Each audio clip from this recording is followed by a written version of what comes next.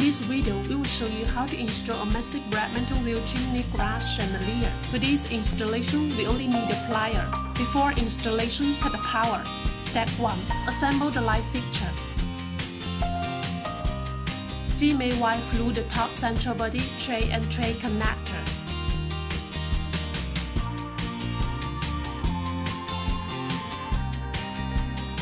Unscrew the link tray and connect trays to the mantle wheel. Step 2. Screw in light bolts. Step 3. Squeezing the spring clips and lock the glass shade in place.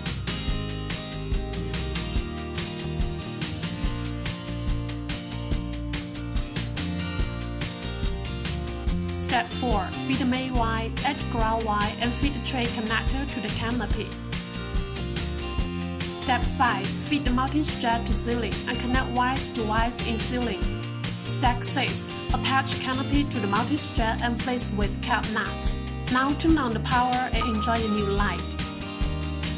For more information about Chimney and our products, please visit our website.